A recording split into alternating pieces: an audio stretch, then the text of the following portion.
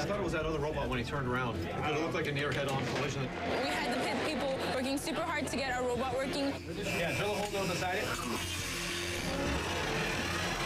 He clears. Are you ready?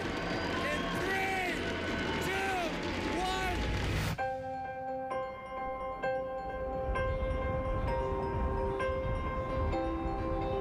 1. Carlos is here.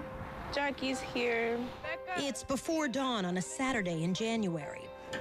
And across the country, thousands of teenagers are up and ready to go. I'm very excited. From New Jersey to Arizona to Tennessee. We're about to go find out what our objective is. It's opening day. Yeah. Broadcast live from New Hampshire. But this is no ordinary sport. America's future is on the line.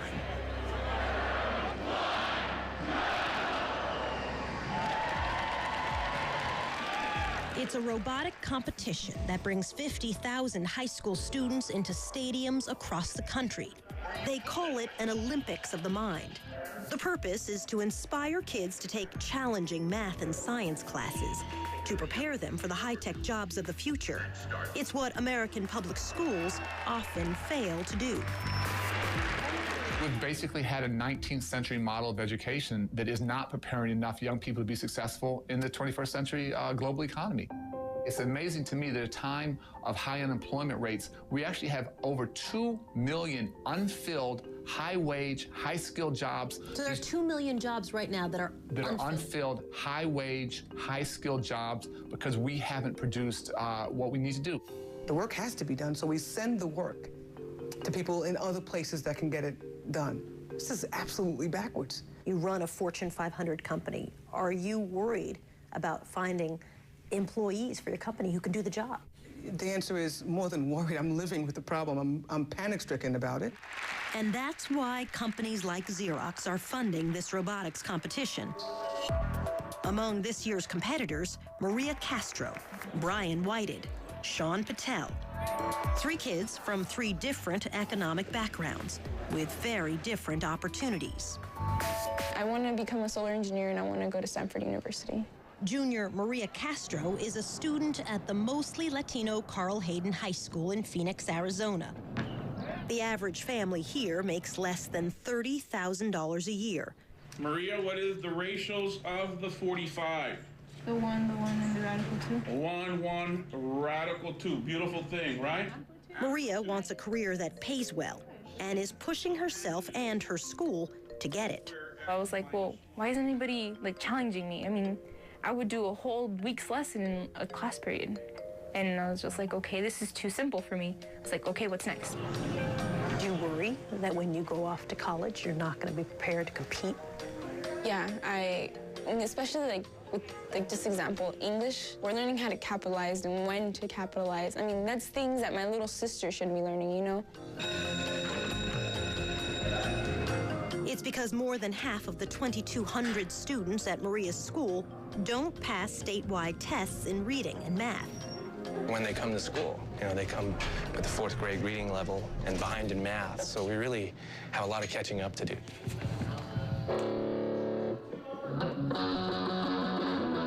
Guitar player Brian Whitehead is from middle-class Seymour, Tennessee.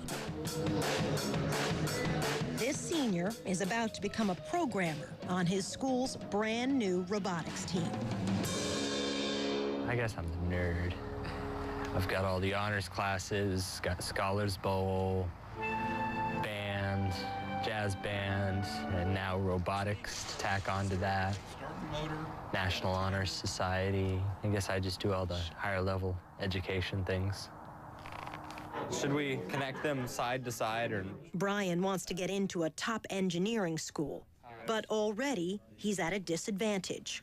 Are there classes that you are not able to take because they're not offered in the school that you'd like to take? Well, I guess any AP classes at all. There's no AP classes here? There's no AP anything. Advanced placement? Right. No choice? Not biology, chemistry, physics, history? Nothing.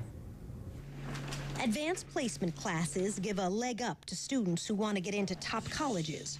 Brian hasn't taken one.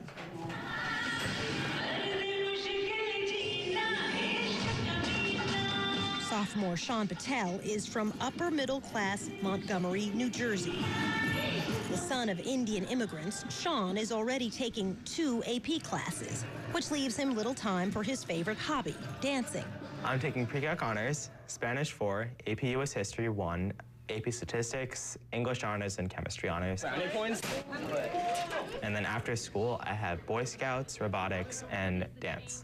So AP classes, honors classes, a full slate of after-school activities, and how much homework every night? Like 2 to 4 hours, usually. That sounds like you're swamped. Do you feel pressured?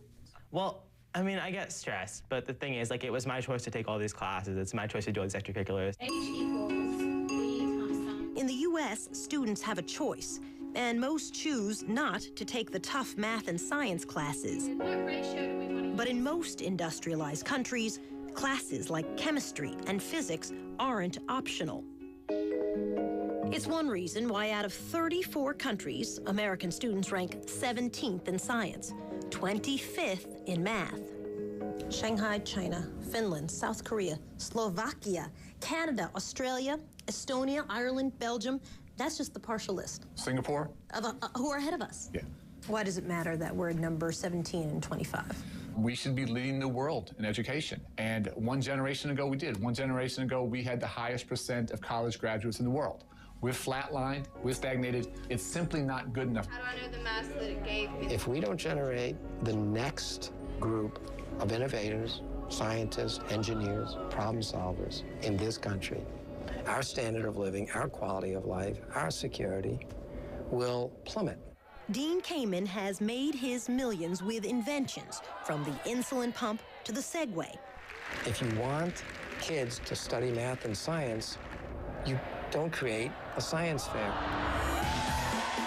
That's why he created the robotics competition he calls FIRST, for inspiration and recognition of science and technology. This year's challenge, to build a robot that can race across a field and score points by hanging tubes on pegs. And this time, a new twist. Students must build a second mini robot. Let's race to the top of the towers. First mini-bot to the top earns a 30-point bonus. I think this looks really awesome, and I can't wait to get started. The little mini-bot looks kind of confusing, though. Thank you, sir. Is the answer to America's future in this box of parts?